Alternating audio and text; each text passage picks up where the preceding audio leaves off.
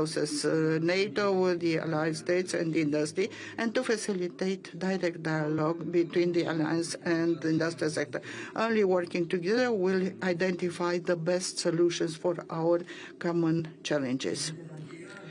Before concluding, I would like to highlight an important aspect that we discussed about with Secretary General Mark Rutte yesterday. I thank him for his presence. Romania is prepared to assume strong role on the eastern flank. I thank you for your presence. Once again, welcome to Romania, and I wish you a fruitful summit.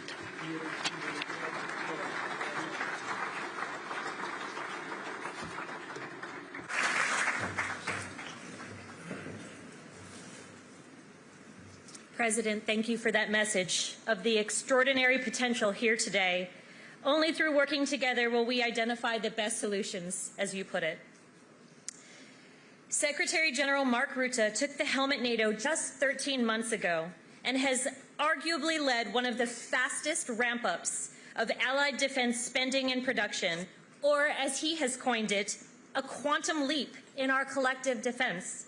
His energy, optimism, and commitment are contagious. It is now my great pleasure to introduce His Excellency Mark Rutte, NATO's Secretary General.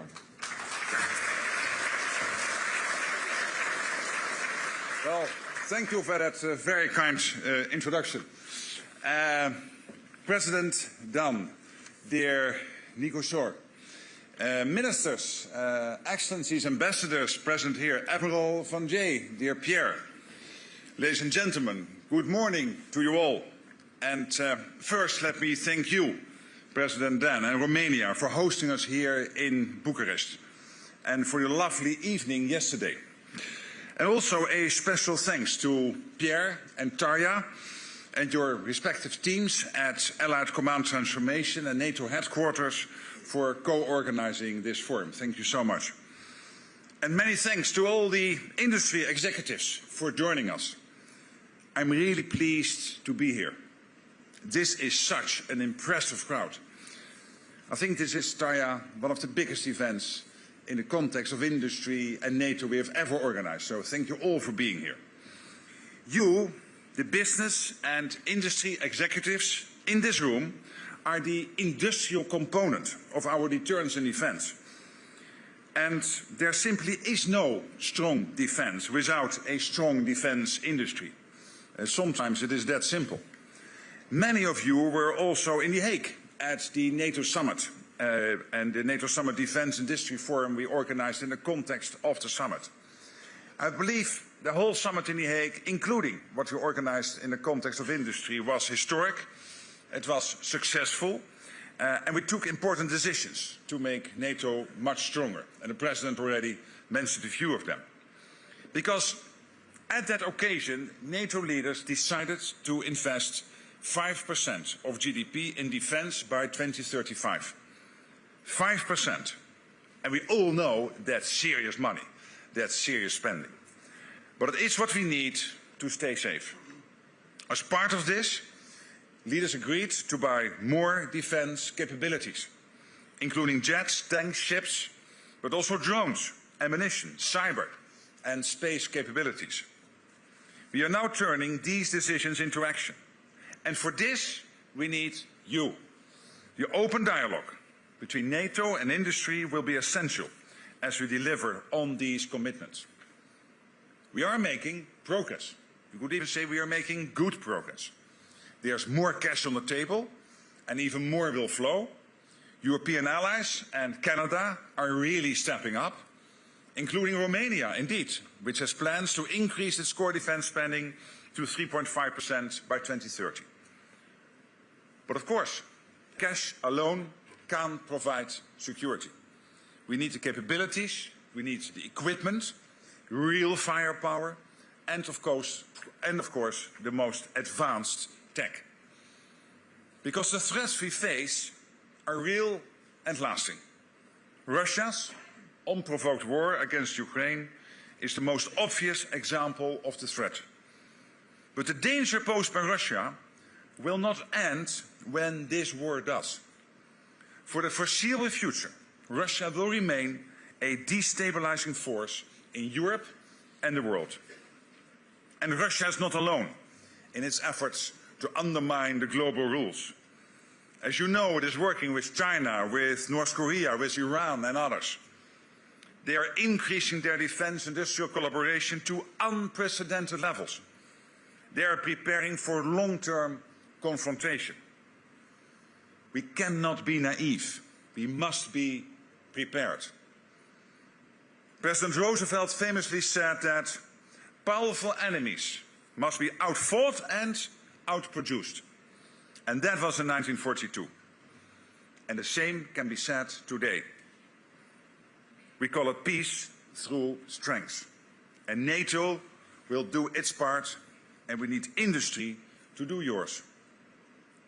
I'm confident that together we have what it takes to outgun, outproduce and outsmart those that seek to harm or diminish us. To do this well, we should focus on three key drivers: quantity, creativity and cooperation.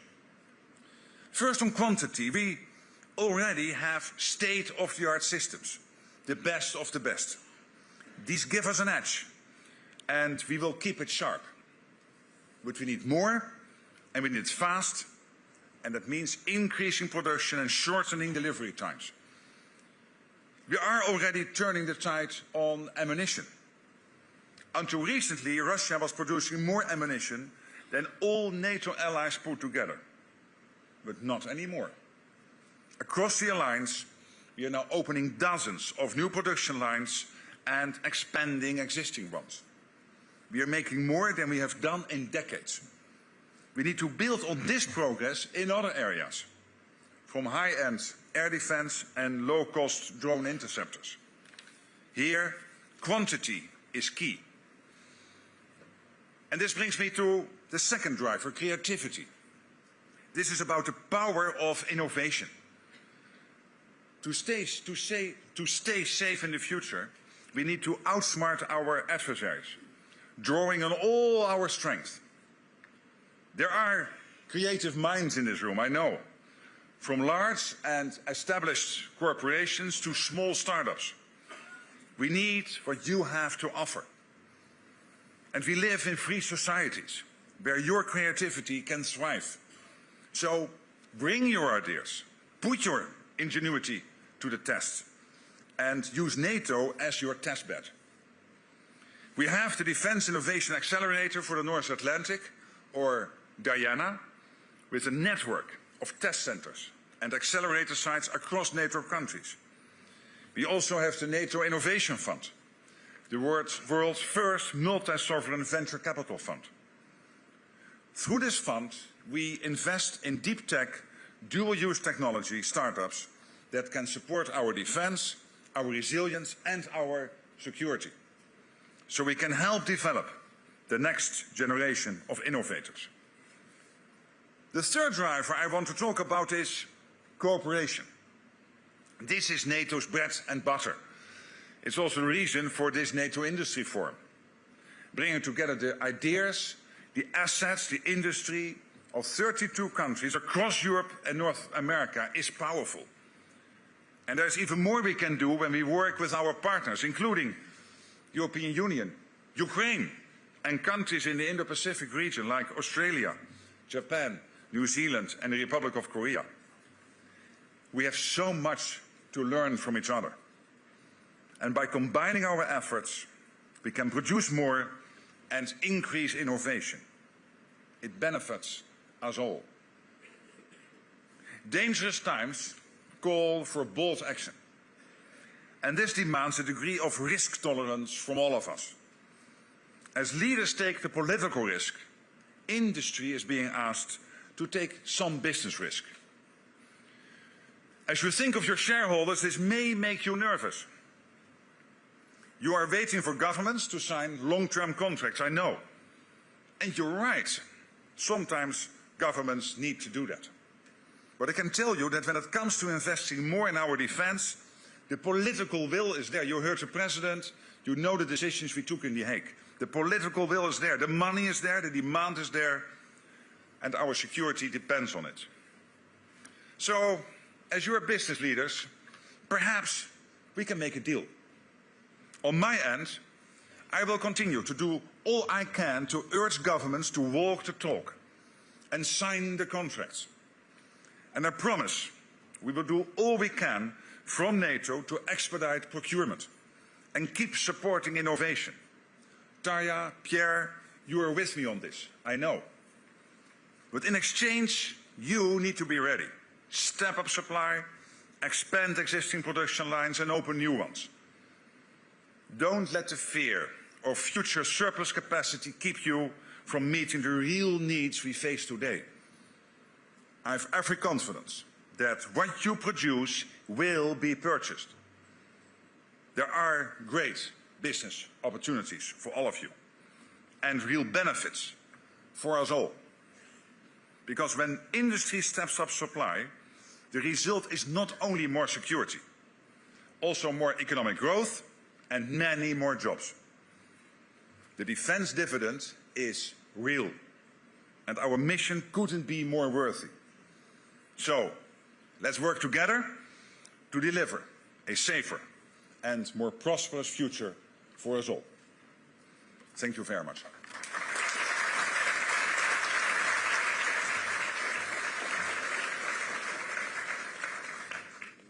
Thank you, sir. We heard it here. Quantity, creativity, and cooperation. Industry, use NATO as your testbed.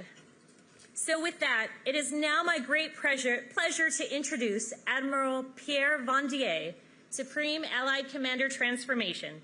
Admiral Vandier is leading the charge to make NATO a modern fighting force and redefining what that means, from integrating asymmetric solutions and new technologies into rapid planning and testing cycles, to accelerating weapons procurement processes, and charging ahead with NATO's digital transformation at speed. He's doing a lot, and he continues to build new bridges with traditional defense industry as well as our new commercial partners.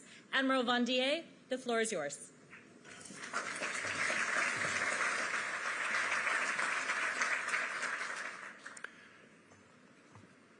President Dan, Ministers, Secretary General, dear Tarja, Excellencies, Generals, ladies and gentlemen. Secretary General, thank you. Before I begin, allow me to salute President Dan and our Romanian hosts for their extraordinary hospitality. Makes this event possible. It was a great endeavor. It's a pleasure to have you all today for this forum that highlights the NATO members' commitment to have a strong and deterrent alliance. This is what we do today, a strategic message. Today I want to talk to you about the changing nature of warfare and what we, industry and NATO, can and must do about it. We need to be ready for tonight, but also for tomorrow. And that is a big challenge. That warfare evolves, it's not new. The leaders, military and civilian, sometimes fail to understand that what those changes might mean, that is not new. We can think about the millions of sleepwalkings into the war in the summer of 1914, when even if many were surely aware of advances in weapons, technology, in chemistry or automobiles or aircraft, they failed to connect the dots. Correctly understanding the changes in warfare is a very difficult challenge. War in Ukraine shows a lot, but shaping our future in consequence is all but simple. So change in warfare is not new, but the pace of change today is very new, very different. After 1989, we look forward to the end of history and decades of peace dividends. NATO and industry got comfortable, maybe too comfortable, against technologically limited opponents, happy to live with long timelines, slow and complex processes, and limited numbers. Instead, today we have the return of might makes right, of nature red in tooth and claw, of predators, who are more than ready to throw the rules out of the windows, add that the widespread access to new technologies and new constantly updated weapons. When the gap between invention and widespread use is measured not in centuries, not in generations, but in months and weeks, threatening our technological edge. The acceleration of time is clear for all to see on the battlefield in Ukraine, where the lifespan of new tech and new tactics is shorter than ever before, due in great part to the flexibility of software-driven change. But since both sides enjoy that advantage, this acceleration is looping around ever faster. In the fields of Ukraine, you don't spend years designing, building, or fielding new weapons. You don't pull troops back to the front line, from the front line to train them in slow time on these new systems. Instead, it's like your phone updating while you sleep. Hey, prestos, suddenly you have new capabilities. What does it mean for all of us? If predictability is over, if the speed of change continues to accelerate, well, we need to move to a posture of continuous adaptation. We need to show we are able to scale up when necessary for mass with quick and affordable solutions, and simultaneously continue to developing the most advanced ones. We need to show that whatever is thrown at us, we can adapt at speed and hit back harder. That means understanding faster, of course. That means ensuring that we do so across all domains, especially space and cyber, as you said, Mr. Secretary General, where the effect of increased speed is felt more strongly. So, as you say, Mr. Secgen, industry is an essential part of NATO's deterrence. We must demonstrate we can out-innovate and do so faster than our adversaries, imposing strategic dilemmas and forcing our opponents to constantly recalculate their odds by correctly developing our weapon systems. By demonstrating that our industrial and innovation environment is more reactive, more agile, and smarter. Every time one of you develops something our opponents have not seen before, every time one of you develops something cheaper, something that can be both hide, adapted, or adopted faster, you are making NATO's deterrence more credible. So how we do that? How we, ICT, help you to shape NATO's future? So I would say through a mix of things. The first ingredient of this cocktail relies on real field experiments, where we bring together industry, innovators, and the warfighters to understand what is around the corner. Because we must remain grounded in reality. It's the bottom-up approach. It's what we did with the Task Force 6, demonstrating that we can bring out a USV solution in matter of months with a limited budget. Remember that we had 70 platforms operated during 1 month during the summit. Keeping in mind that all requirements were open to all kinds of solutions, we want to apply that same logic, that same approach to other problem sets. It's what we do with DIBAX that works on NATO's digital backbone, on CWIX that connects the CIS of NATO members. It's what we are doing with the counter drones with LCIX. The second ingredient is bringing a rational science-based approach of the future. If you have the ref, as the kid says, think about Matt Damon in the movie The Martian. It calls for science the shit out of this. It's about bringing a rational approach to the flourishing new tech landscape and making it compatible with available resources and military missions and concepts. It's about taking advantage of the skills in industry and not-profit organizations' expertise in mission engineering. It's about how tech can contribute to accomplishing the mission. It's about using modeling and simulation, for instance. All of these ingredients are to shake as a cocktail to give life to the new tactics and new concepts that make 32 nations fight as one. It's what we do with multi-domain operations or with the cognitive warfare concept we are developing. It is also our efforts about NATO's digital transformation that aims to enable the scale use of connectivity and AI. So in conclusion, months ago, Mr. Secretary General, you outlined the path we can take together, based around quantity, creativity, and cooperation. You ended your remarks with a call to arms, and especially you call for us. So, yes, sir, we are with you, especially because faced with the magnitude and the speed of the challenges ahead, success can only be achieved by acting together at 32. Allies, NATO, and industry in the widest sense of the word. So let me end on that note. We hear you, Mr. Secretary General. We hear you, the nations. We hear you, the industry. You are big players, the large and the small. And so help us help you deal with this existential challenge. I thank you.